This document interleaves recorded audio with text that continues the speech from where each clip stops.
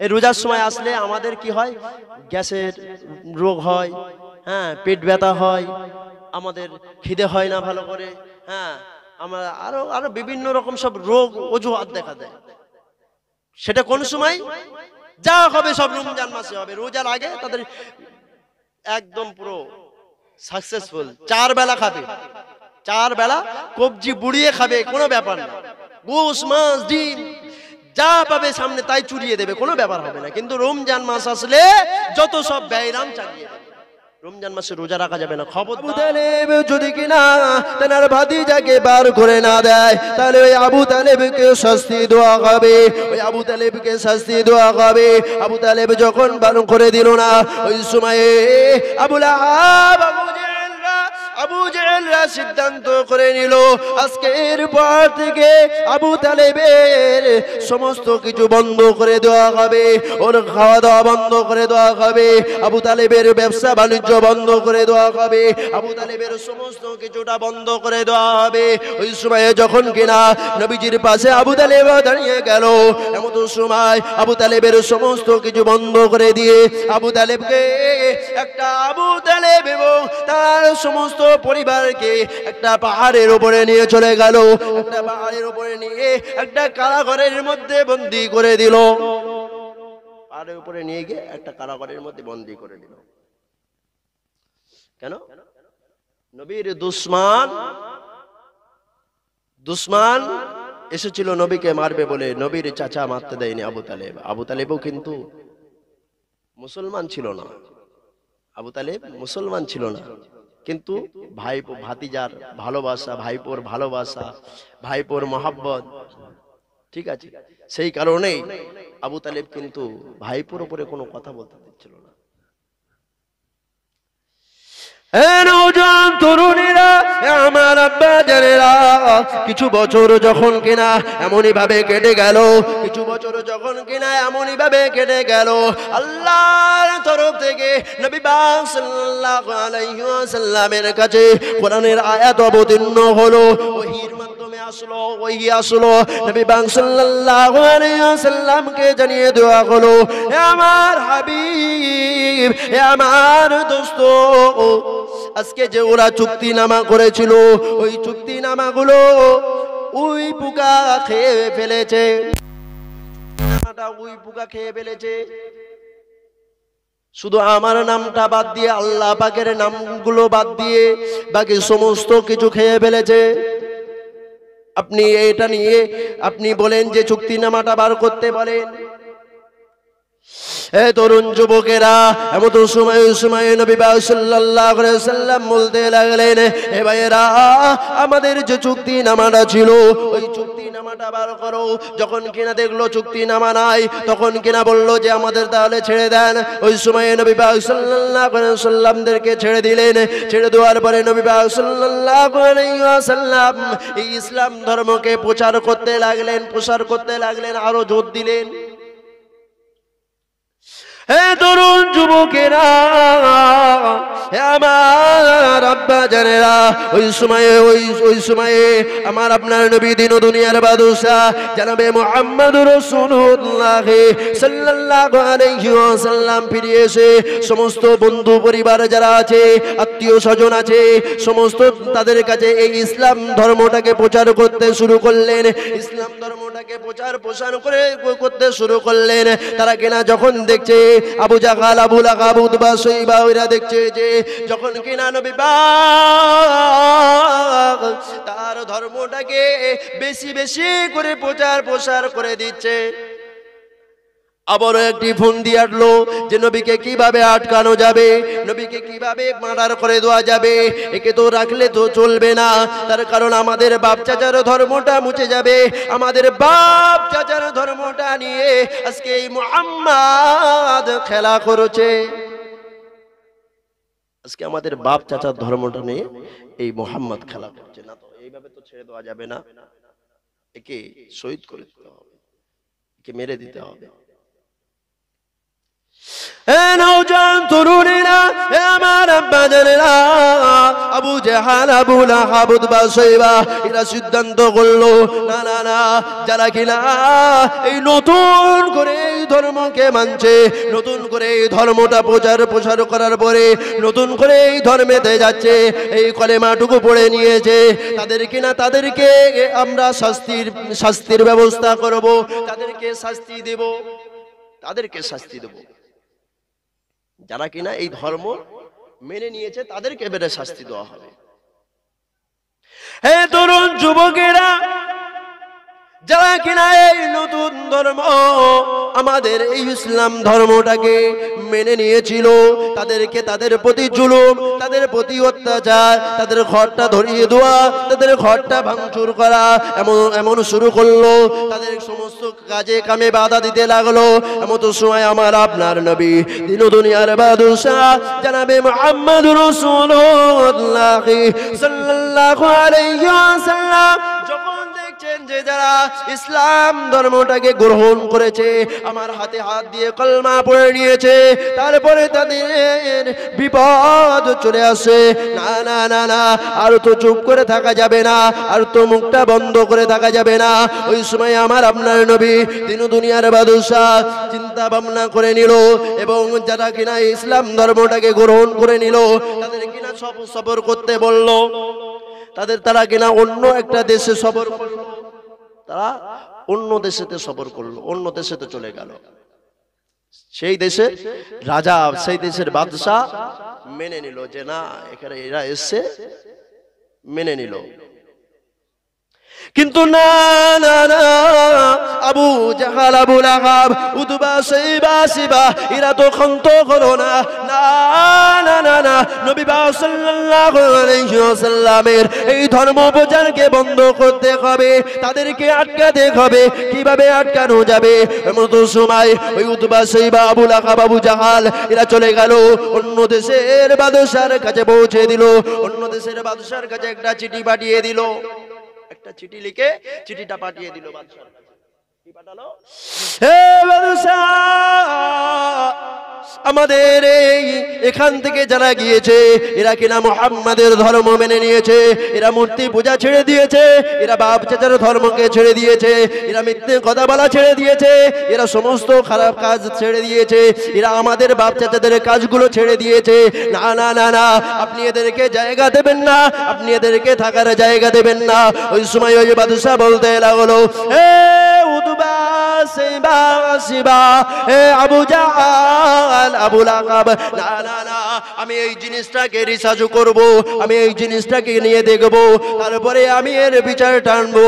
আমি এখন এদেরকে তাড়িয়ে দিতে পারবো না, আমি এখন এদেরকে এখান থেকে বার করে দিতে পারবো না। ওই সময়ে ওখানকার বাদশা নাজ্জাসী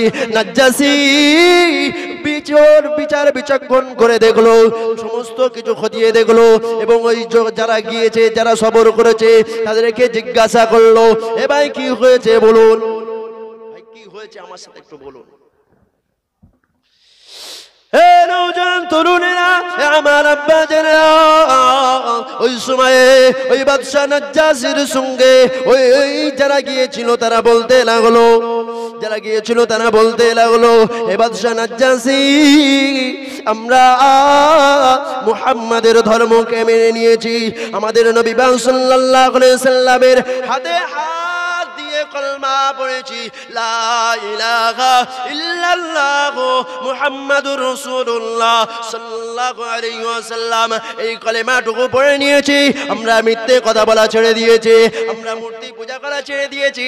যে মূর্তিকে পূজা করলে আমাদের কোনো লাভ হয় না, আমাদের কিছু দিতে পারে না, আমাদের কিছু করতে পারে না, সেই মূর্তি পূজাকে বন্ধ করে দিয়েছি, সেই মূর্তি পূজাকে ছেড়ে দিয়েছি, আমাদের বাপ চাচাদের ধর্মকে ছেড়ে দিয়ে আজকে আমি সত্যের মধ্যে এসে গেছি। এই মুহাম্মাদের ধর্মটাকে আমার পছন্দ হয়েছে, আমাদের পছন্দ হয়েছে, কেননা এই মুহাম্মাদের ধর্মতে কি আছে? সত্যি কথা আছে, এখানে কোনো মিথ্যেবাদী কথা নাই, এখানে মূর্তি পূজা নাই, আমরা এক আল্লাহকে এক আল্লাহ বলে বিশ্বাস করে নিয়েছি। আমাদের নবী পাক সাল্লাল্লাহু আলাইহি ওয়াসাল্লাম আমাদেরকে শিক্ষা দিয়েছেন, কি শিক্ষা দিয়েছেন? আত্মীয়তা সম্পর্ক ছিন্নকারী জান্নাতে যেতে পারবে না।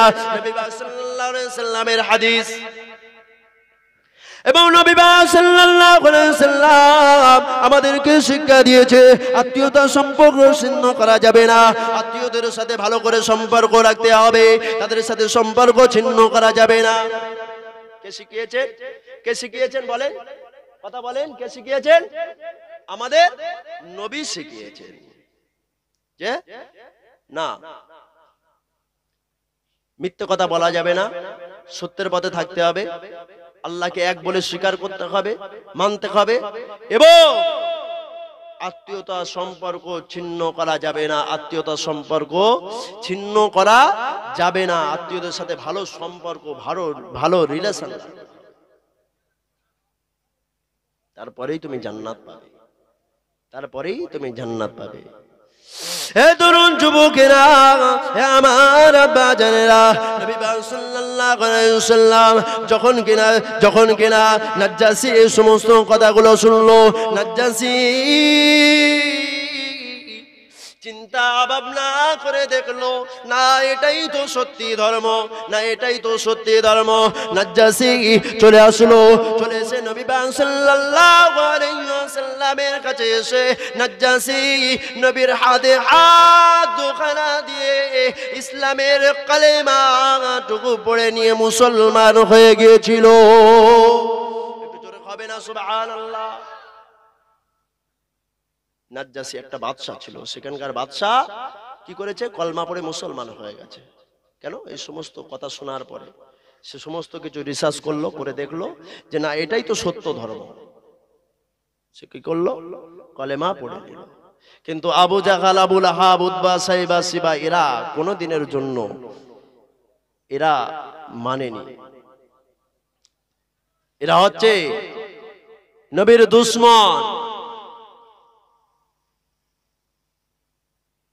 এরা হচ্ছে কাফের, কঠোর কাফের। এরা কোনো কিছু মানেনি।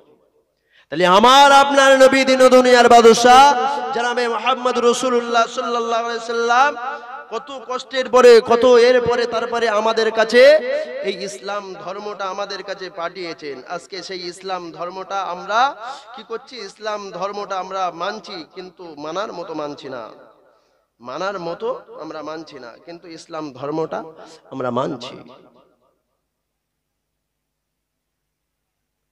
কিন্তু মানার মতো মানা হচ্ছে না। মানার মতো মানতে গেলে আমার নবী পাককে আগে ভালোবাসতে হবে, মহব্বত করতে হবে।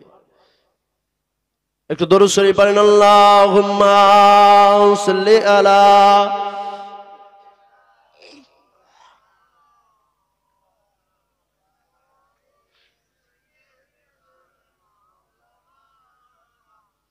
আল্লাহুম্মা সাল্লি আলা মাওলানা মুহাম্মদ ওয়া আলা আলিহি সাল্লিনা মাওলানা মুহাম্মদ। সোনার মদিনা, সোনার মদিনা, আমার প্রাণের মদিনা, সোনার মদিনা, আমার প্রাণের মদিনা, সব ভুলিব কিন্তু তোমায় ভুলতে পারি না, সব ভুলিব কিন্তু তোমায় ভুলতে পারি না, ভুলিনি ভুলবো না, ভুলতে পারি না, ভুলিনি ভুলবো না, ভুলতে পারি না, সব ভুলিব কিন্তু তোমায় ভুলতে পারি না।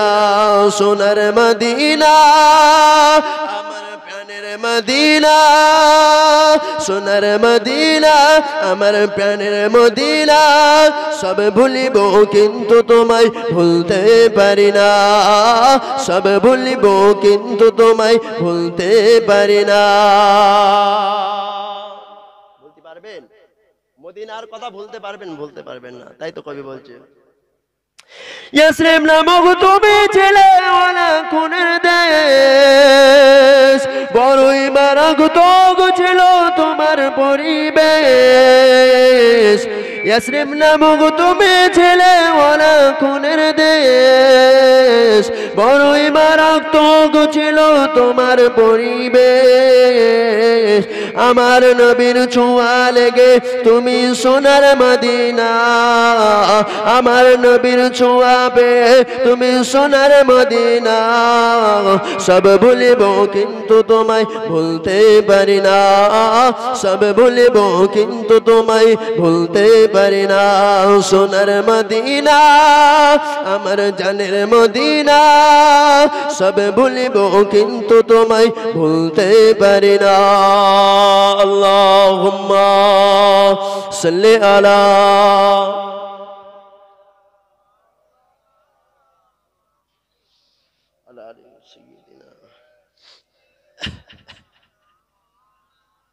মুহাম্মদ সাল্লাল্লাহু আলাইহি ওয়াসাল্লাম যে কথা বলছিলাম তাহলে আমার আপনার নবী আমাদেরকে কতটা ভালোবেসেছে শেষ নবীর উম্মত এটা আল্লাহর কাছে হাজারো শুকরিয়া বলেন না আলহামদুলিল্লাহ যে আমরা শেষ নবীর উম্মত হয়ে এসেছি এটা আল্লাহর কাছে হাজারো শুকরিয়া এই শেষ নবীর উম্মতের জন্য নবী পাক সাল্লাল্লাহু আলাইহি সাল্লাম কত কান্নাকাটি করেছেন এখনো পর্যন্ত শুয়ে কান্নাকাটি করছেন কাদের জন্য আমাদের জন্য আমরা যে শেষ নবীর উম্মত আমাদের জন্য দুনিয়ায় থাকাকালীন কত কান্নাকাটি করেছে যে আমার আখিরি উম্মত আমার শেষ আমার উম্মত তারা বড় গুনাহগার হবে আল্লাহ আপনি তাদেরকে ক্ষমা করুন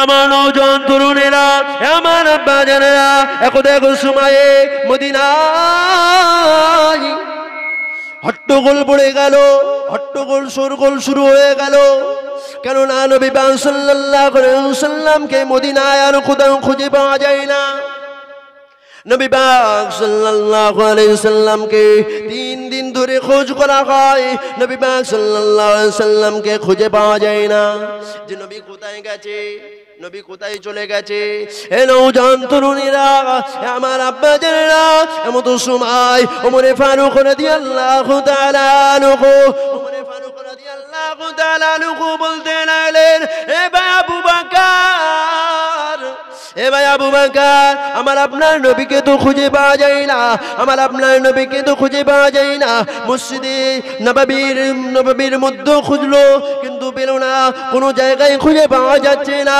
তখন সমস্ত মানুষকে ডাক দিল সমস্ত কাফের বেঈমান বেদিনদেরকে ওমরে ফারুক কি করলো ডাক দিল আর ওমরে ফারুক সেই সময় কি ছিল সেই সময় ওমরে ফারুকের দিকে সমস্ত মানুষরা থরথর কাঁপতো কেন ওমরে ফারুকের রাগ তো অনেক বেশি রেগে গেলে কি করবে ঠিক পাবে না হে তরুণ যুবকেরা বাজারেরা ওই সময় ওমর ফারুক রাদিয়াল্লাহু তাআলা আনহু বলতে লাগলেন হে মদিনার মানুষেরা তোমরা শুনে রেখে দাও জেনে রেখে দাও আমি ওমর ফারুক বলে দিলাম যদি কিনা আমার আপনার নবীকে যদি কিনা খুঁজে না পাওয়া যায় যদি কিনা আমার নবীকে যদি কিনা খুঁজে না পাওয়া যায় তাহলে এই একটা গর্দানও বাড়ি ফিরবে না সমস্ত গর্দানগুলো আলাদা করে দিব সমস্ত গর্দানগুলো আলাদা করে দিব যদি কিনা এখানে আমার নবীকে যদি কিনা পাওয়া না যায়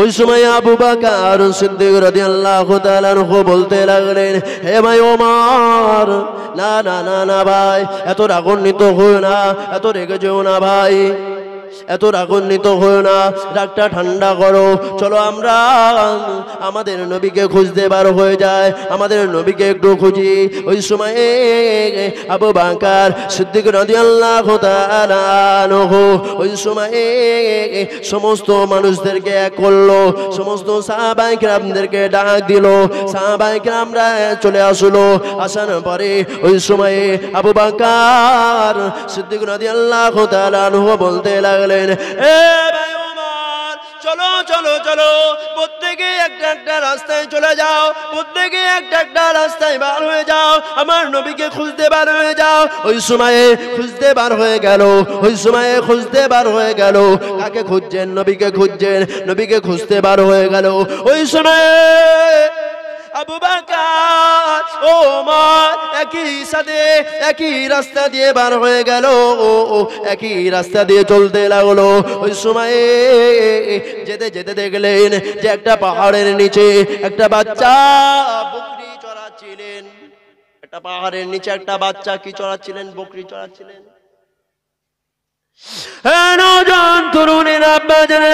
ওই সময় আবু বকর জিজ্ঞাসা করতে লাগলো, এ বাবা যুবক, এ বাবা যুবক, বলো বলো, তুমি কি কাউকে দেখেছো?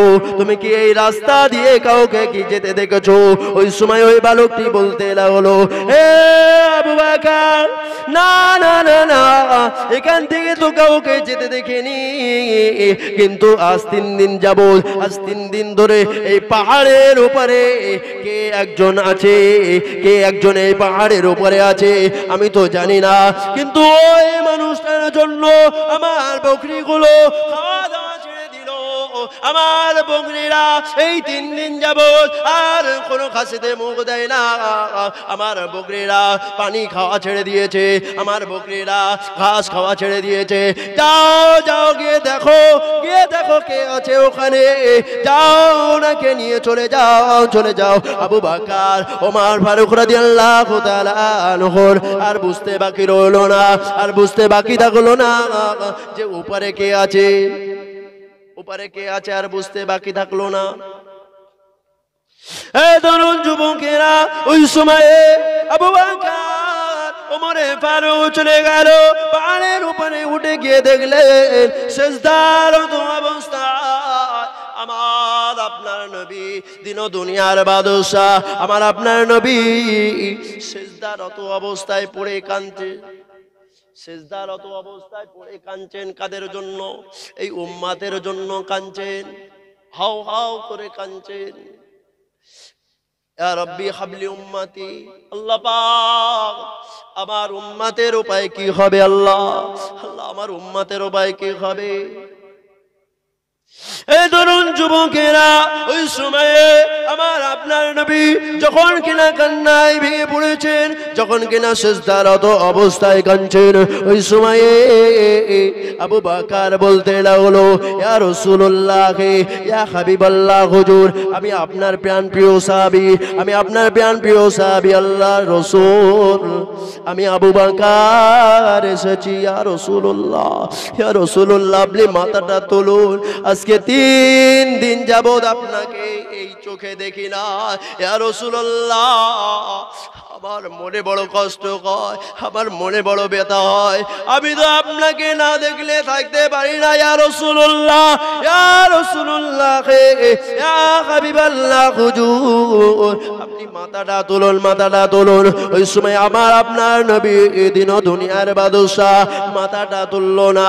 ওই সময় আবু বকর বলতে লাগলো, ইয়া রাসূলুল্লাহ, ইয়া হাবিবাল্লাহ, হুজুর আমি আবু বকর, আমি আপনার প্রাণ প্রিয় সাহাবী।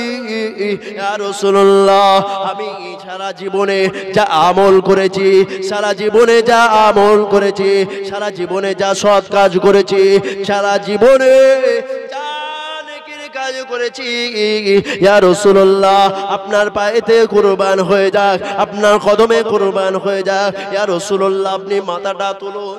নবী পাক সাল্লাল্লাহু আলাইহি ওয়াসাল্লাম মাথাটা তোলে না।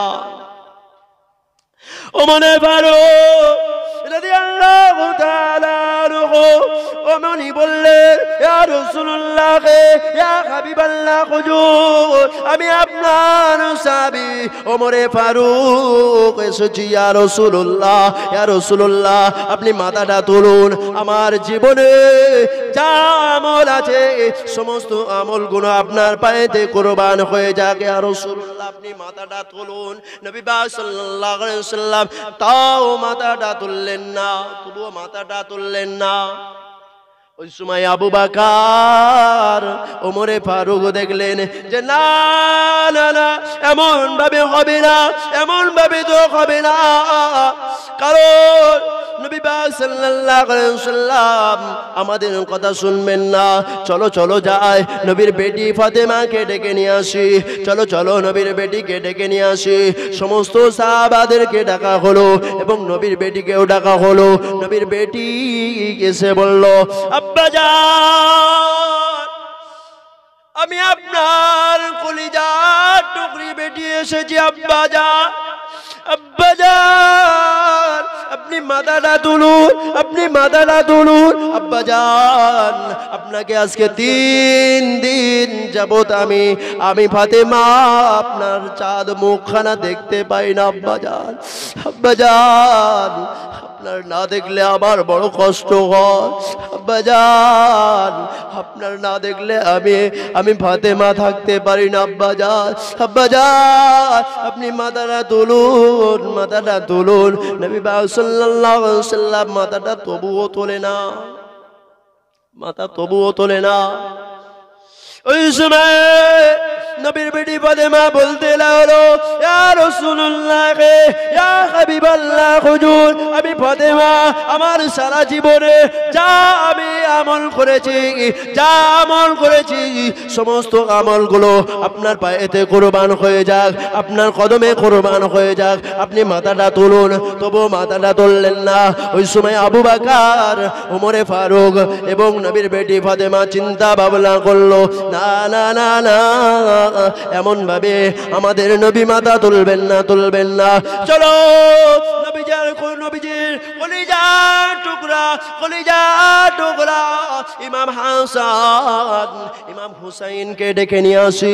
ইমাম হাসান এবং ইমাম হুসাইনকে ডাক দিল। ইমাম হাসান ইমাম হুসাইন চলে আসলো। ইমাম হাসান এবং ইমাম হুসাইন এসে বলল, ইয়া রাসূলুল্লাহ ইয়া হাবিবাল্লাহ হুজুর, নানা জান আমরা আপনার কলিজার টুকরা নাতি চলে এসেছি। নানা জান আপনি মাথাটা তুলুন, মাথাটা তুলুন। নানা জান আজকে 3 দিন যাবত আপনাকে খুঁজে পাই না, আমাদের উটটাকে খাবে, আমরা কার খাদেতে বসবো, আমরা কার খাদেতে বসে আমরা খেলা করব। নানা জান আমরা কার পিঠে বসে আমরা খেলা করব। ওই সময়ে নবী পাক সাল্লাল্লাহু আলাইহি ওয়াসাল্লাম তবুও মাথাটা তোলে না। ইমাম হাসান ইমাম হুসাইন রাদিয়াল্লাহু তাআলা আনহুমা বলতে লাগলেন, ইয়া রাসূলুল্লাহ ইয়া হাবিবাল্লাহ হুজুর, আপনি মাথাটা তুলুন, মাথাটা তুলুন। না না মাথাটা তোলে না, তোলে না। ওই সময় ইমাম হাসান ইমাম হুসাইন বলতে লাগলেন, ইয়া রাসূলুল্লাহ ইয়া হাবিবাল্লাহ হুজুর, আমরা 2 ভাই যা আমল করেছি, আমাদের যা আমল আছে, ইয়া রাসূলুল্লাহ আপনার কদমে কুরবান হয়ে যাক, আপনার কদমে কুরবান হয়ে যাক। আপনি মাথাটা তুলুন। এমত সময় আল্লাহ পাক রব্বুল আলামিন খুশি হয়ে গেলেন, আল্লাহ পাক রাজি হয়ে গেলেন। জিবরাইল আমিন আলাইহিস সালাতু ওয়াস সালামকে ডাক দিলেন, আমার ফেরেশতা জিবরাইল যাও যাও চলে যাও, চলে যাও দুনিয়ার জমিনে চলে যাও, দুনিয়ার বুকেতে চলে যাও। গিয়ে আমার হাবিব মাথাটা নত করে আছে, সিজদারত অবস্থায় আছে। আমি আল্লাহ পাক সহ্য করতে পারি না, আমার নবীর কান্না আমি আল্লাহ পাক সহ্য করতে পারি না। যাও যাও যাও চলে যাও, আমার নবীকে মাথাটা তুলতে বলো, আমার নবীকে মাথাটা তুলতে বলো। আমি আল্লাহ পাক আমার নবীর দোয়াকে কবুল করে নিলাম। জোরে হবে না সুবহানাল্লাহ, একটু জোরে হবে না সুবহানাল্লাহ। কার দোয়া কবুল করলো? নবীর দোয়া আল্লাহ পাক কবুল করে নিলেন। কাদের জন্য? ইমাম হাসান এবং ইমাম হুসাইন কি দোয়া চেয়েছে, আল্লাহ পাক দোয়াকে কবুল করে নিয়েছে। এমন তরুণেরা, আমার আব্বাজানেরা যখন কিনা জিবরাইল আমিন আলাইহিস সালাতু ওয়াস সালাম নবী পাক সাল্লাল্লাহু আলাইহি ওয়াসাল্লামের কাছে চলে আসলেন, এসে বললেন, ইয়া রাসূলুল্লাহ ইয়া হাবিবাল্লাহ হুজুর, আপনার দোয়াকে আল্লাহ পাক কবুল করে নিয়েছেন। আপনি মাথাটা তুলুন, আপনার সমস্ত উম্মতদেরকে জান্নাতে দিয়ে দেবে, কিন্তু একদল উম্মতদেরকে আপনাকে ভুলিয়ে রেখে দেবে। ওই সময় আমার আপনার নবী দিন দুনিয়ার বাদশা বলতে লাগলেন, না না না না, এ জিবরাইল যাও যাও, ফিরে যাও ফিরে যাও, চলে যাও চলে যাও, আমি মাথাটা তুলবো না। আবার জিবরাইল আমিন আলাইহিস সালাতু ওয়াস সালাম আল্লাহর দরবারে ফিরে গেলেন, আল্লাহর কাছে গিয়ে বললেন, আল্লাহ পাক আপনার হাবিব, আপনার রাসূল, আপনার হাবিব আমার কথাটা নিল, কিন্তু মাথাটা তুলল না। আপনার হাবিব বলল যে না, সমস্ত উম্মাতকে জান্নাতি বলে ঘোষণা করতে হবে।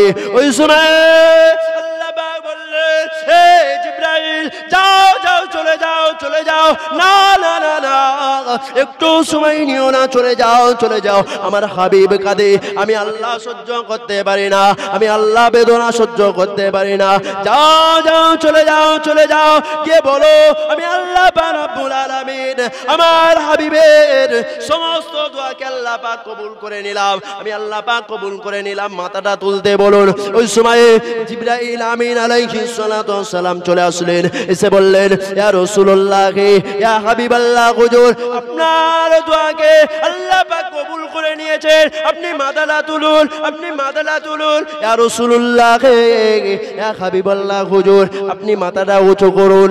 ওই সময় নবী পাক সাল্লাল্লাহু আলাইহি সাল্লাম মাথাটা তুললেন, মাথাটা উঁচু করলেন।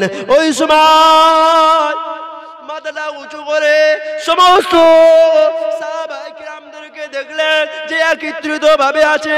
সমস্ত সাহাবায়ে কিরামগণেরা নবীর জন্য কাঁদছেন, নবীর জন্য কাঁদছেন, নবী কাদের জন্য কাঁদছেন, নবী উম্মতের জন্য কাঁদছেন। সমস্ত সাহাবায়ে কিরামগণেরা কার জন্য কাঁদছেন? তারা নবীর জন্য কাঁদছেন। নবী কার জন্য কাঁদছেন? এই গুনাহগার উম্মতদের জন্য কাঁদছেন।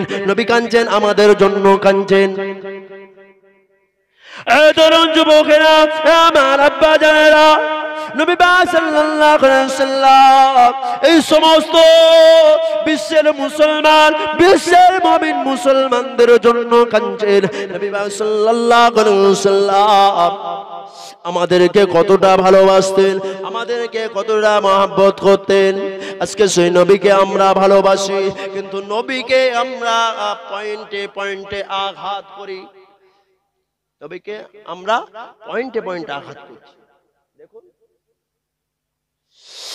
নবী আজকে আমাদেরকে জানিয়েছে, তোমরা নামাজ আদায় করো, তোমরা সালাত কায়েম করো, তোমরা রোজা রাখো, তোমরা খরচ করো, তোমরা যাকাত দাও, তোমরা সুদ খেও না, তোমরা মদ খেও না, তোমরা সমস্ত খারাপ জিনিস থেকে দূরে থাকো, তোমরা মিথ্যে কথা বলো না, তোমরা সমালোচনা করো না, তোমরা চকলখড়ি হও না।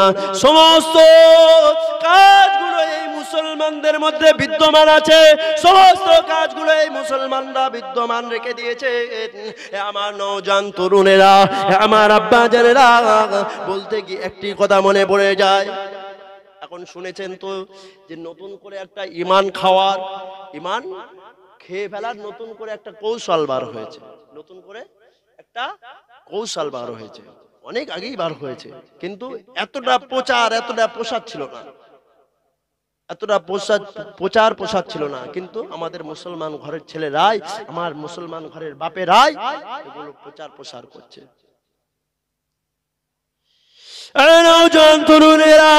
আমার আব্বা জানেরা, ইহুদিদের কৌশল, এটা আমাদের ইমান খেয়ে ফেলার কৌশল। ইমানটা কিভাবে মুসলমানদেরকে নরম করে দেওয়া যায়, ইমানটা কিভাবে ছিনিয়ে নেওয়া যায়, এটা হচ্ছে ইহুদিদের কৌশল। এখন নতুন করে দেখবেন এনএফটি, এনএফটি উঠেছে। কি উঠেছে? কি উঠেছে? এনএফটি। এনএফটি করলে নাকি কোটি কোটি টাকা ইনকাম করা যাচ্ছে।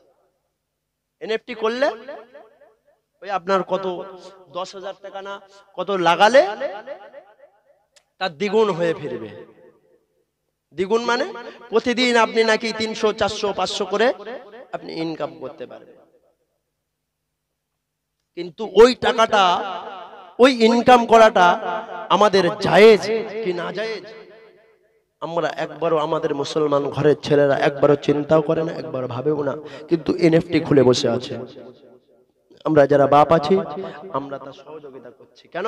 তার গ্রুপিং আছে, আবার ওটাই নাকি গ্রুপিং বাড়াতে হবে, গ্রুপিং বাড়ালেই কি হবে না, তার ইনকাম আরো বেড়ে যাবে।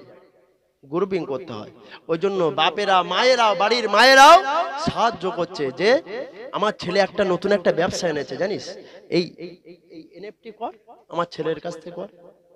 বাপেরা বলছে আমার ছেলে একটা নতুন ব্যবসা এনেছে, এই এনএফটি কর। হারাম, এটা জায়েজ নয়।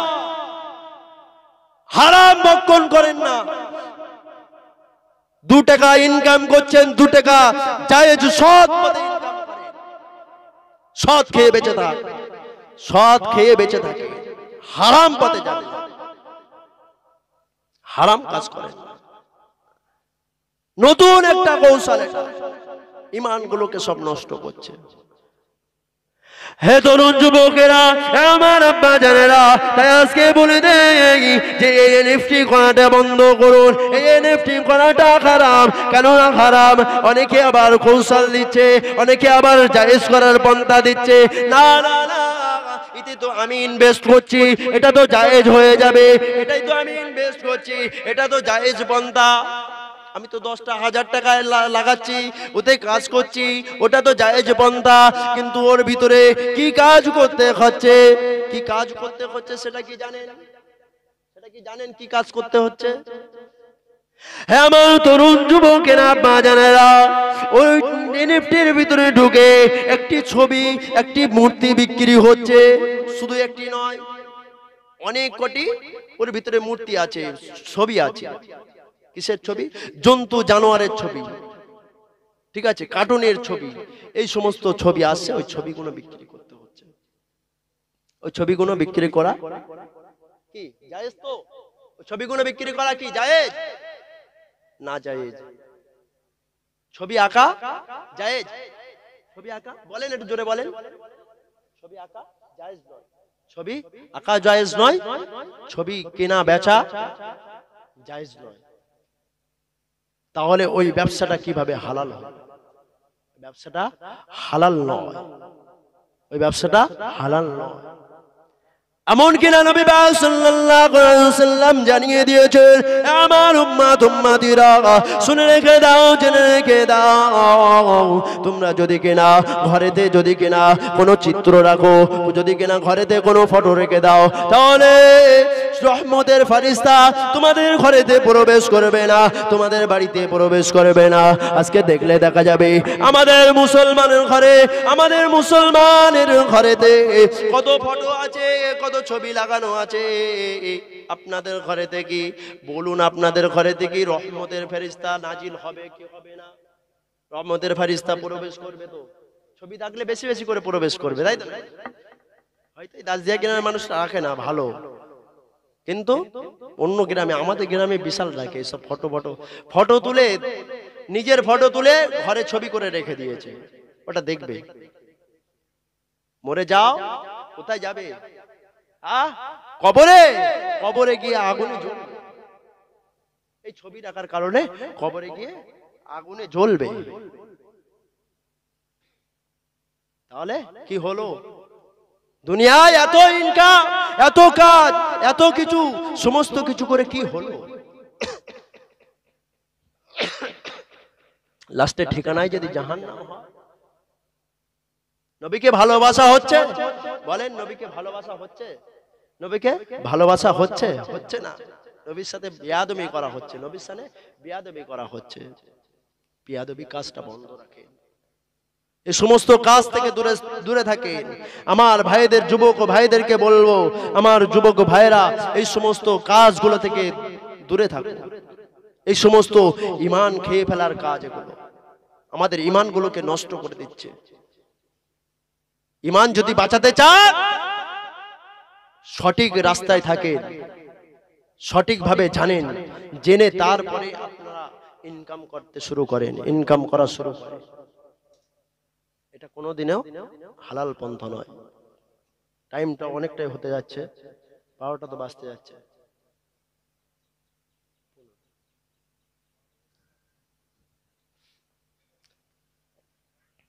তো যাই বা হোক, আজকে আমরা এই যে এই সমস্ত হারাম কাজে লিপ্ত হয়ে যাচ্ছে। আজকে বাড়িতে দেখেন, কি হচ্ছে? সুদের আড্ডাগুলো আমাদের বাড়িতে চলে আসছে, সুদের আড্ডাগুলো আমাদের বাড়ির ভিতরে চলে আসছে, আমাদের মহিলাদেরকে নিয়ে খেলা করছে। কি হবে জানেন? কি হবে জানেন? আমার নওজোয়ান তরুণেরা, আমার আব্বাজানেরা, নবী পাক সাল্লাল্লাহু আলাইহি ওয়াসাল্লাম জানিয়েছেন, আমার উম্মতিরা, তোমরা এই সমস্ত কাজ থেকে দূরে থাকো, কারণ আল্লাহ পাক রব্বুল আলামিন কালকে আমাদের মাঠে মাহশরের দিনেতে সমস্ত কিছু বঙ্কন হিসাব নিকাশ করবে, সমস্ত কিছু হিসাব নিকাশ করবে পঙ্খন ভাবে। হে তরুণ যুবকেরা, আমার আব্বাজানেরা, আপনি মারা যাবেন, আমি মারা যাব, মারা যাওয়ার পরে কি হবে? মারা যাওয়ার পরে কবরে কি হবে? মারা যাওয়ার পরে কবরে গিয়ে কি হবে সেটা আমরা জানি না। দুনিয়ার জমিনে কি হবে সেটা আমরা জানি না। হে আমার আব্বাজানেরা, হে আমার ভাইজানেরা, হে আমার মায়েরা বোনেরা, শুনে রেখে দেন, জেনে রেখে দেন, আপনি মারা যাবেন, আমি মারা যাব। মারা যাওয়ার আগে আল্লাহ পাক রব্বুল আলামিন আপনার বাড়িতে দুইজন ফেরেশতা পাঠিয়ে দেবে। কজন ফেরেশতা? দুইজন ফেরেশতাকে আল্লাহ পাক বলবেন, আমার ফেরেশতারা যাও যাও চলে যাও, আমার ওই বান্দার, আমার অমুক বান্দার বাড়িতে চলে যাও, অমুক বান্দার বাড়িতে গিয়ে দেখো, অমুক বান্দার বাড়িতে গিয়ে দেখো ইসলাম শরিয়াতের কোনো কিছু আছে কিনা, ইসলাম শরিয়াতের মতো কিছু আছে কিনা, নামাজ আছে কিনা, টুপি আছে কিনা, পাঞ্জাবি আছে কিনা, ওই বাড়িটা ঘেরা আছে কিনা, পর্দা করা আছে কিনা, ওই বাড়িটায় সমস্ত কিছু ইনকোয়ারি করে গেছো। ওই সময়ে ওই ফেরেশতারা চলে আসবে। ফেরেশতারা এসে যদি দেখে যে আপনার বাড়িতে পর্দা নাই, আপনার বাড়িতে টুপি নাই, আপনার বাড়িতে পাঞ্জাবি নাই, আপনার বাড়িতে কিছু নাই, আপনার বাড়িতে শরিয়াত মোতাবেক কিছু নাই, আপনার বাড়িতে কোনো কিছুই নাই, আপনার সন্তানেরা বিহার মতো ঘুরে বেড়ায়, আপনার সন্তানেদেরকে আপনি শিক্ষা দেন নাই, ইসলাম শিক্ষাটা দেন নাই, আপনার সন্তানেরা এখন ওই ফ্রি ফায়ার গেমে ডুবে আছে, কি আপনার সন্তানেরা সমস্ত কিছু খারাপ কাজের সাথে লিপ্ত আছে, তাহলে আল্লাহ পাকে ওই ফেরেশতারা দেখে গিয়ে বলবে, আল্লাহ পাক, আল্লাহ পাক আপনার এই বান্দা, আল্লাহ আপনার এই বান্দির বাড়িতে আল্লাহ গিয়েছিলাম, গিয়ে দেখলাম আল্লাহ আপনার এই বান্দা বান্দির বাড়িতে আল্লাহ শরিয়াতের কিছু নাই, শরিয়াত মোতাবেক কিছু নাই, আল্লাহ এই বান্দার বাড়িতে পর্দা নাই, আল্লাহ এই বান্দার বাড়িতে কিছু নাই, আল্লাহ এই বান্দার বাড়িতে, আল্লাহ এই বান্দার সন্তান, আপনার এই বান্দার সন্তান আল্লাহ ও হারাম কাজের সাথে লিপ্ত আছে, মদ খায়, গাঁজা খায়। ওই সময় ফেরেশতারা বলতে লাগবে, আল্লাহ পাক রব্বুল আলামিন, না না না না, আপনি এই বান্দাকে আল্লাহ আপনি জান্নাতে দেবেন না, আল্লাহ আপনি জান্নাতে দেবেন না, আল্লাহ এই বান্দাকে আপনি জাহান্নামে দিয়ে দেন। আর যদি কিনা আপনার বাড়িতে এসে দেখে আপনার বাড়িতে পাঞ্জাবি আছে, আপনার বাড়িতে টুপি আছে, আপনার বাড়িতে পাঞ্জাবি আছে, টুপি আছে, জানামাজ আছে, আপনার বাড়িটা পর্দা করা আছে, আপনার বাড়ির সন্তানেরা, আপনার বাইরে মেয়েটা পর্দা করে, আপনার বাড়ির সন্তানটা ছেঁড়া প্যান্ট পরে নাই, আপনার বাড়ির সন্তানটা, আপনার বাড়ির সন্তানটা বড় বড় নখ রাখে না, আপনার বাড়ির সন্তানটা সমস্ত হারাম কাজ থেকে হিফাজত আছে, ওই সময়ে ওই ফেরেশতারা গিয়ে বলতে লাগবেন, আল্লাহ পাক রব্বুল আলামিন আপনার এই বান্দা বান্দিকে আল্লাহ আপনি জাহান্নামে দেবেন না, আল্লাহ, আল্লাহ আপনার এই বান্দা বান্দিকে জাহান্নামে দেবেন না, আল্লাহ, আল্লাহ আপনার এই বান্দা বান্দিকে আল্লাহ আপনি আপনার দয়ার জান্নাত, জান্নাতুল ফেরদাউস নসিব করে দেবে। একটু জোরে হবে না সুবহানাল্লাহ? একটু জোরে সোরে হবে না সুবহানাল্লাহ? একটু তাকবীর দেন, নারায়ে তাকবীর, নারায়ে তাকবীর, নারায়ে তাকবীর।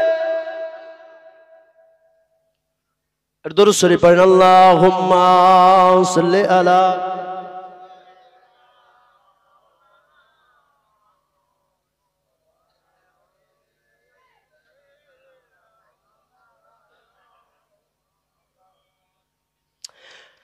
হে রাসূল তোমায় ভালোবাসি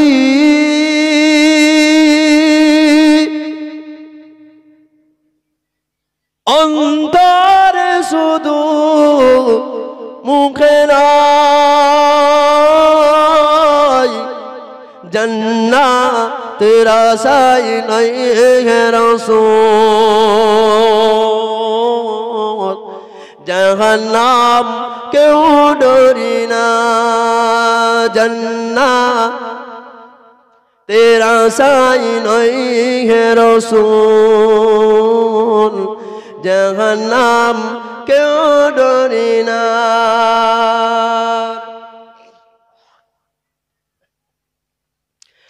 তোমার পাওয়ার আশায় মন ছুটে যায় মদিনায়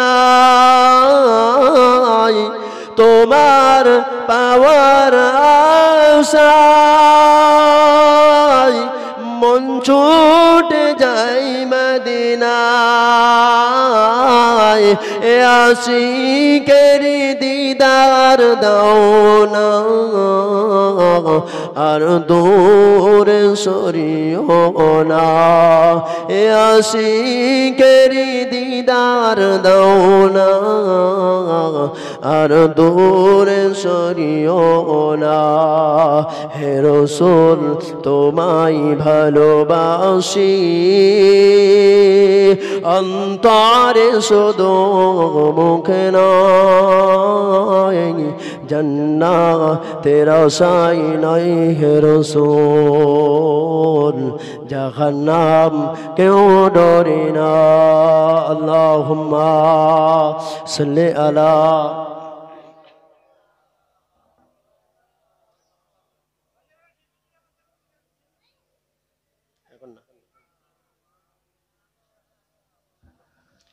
যাই বা হোক সময়ের দিকে খেয়াল করে আজকে জুমার দিন সময়ের দিকে খেয়াল করে সমস্ত কাজ আগাতে হবে তো যাই বা হোক আমরা অনেক জলসা শুনেছি আমরা জলসা শুনছি কিন্তু আমাদের সেই কাজ আমাদের হচ্ছে না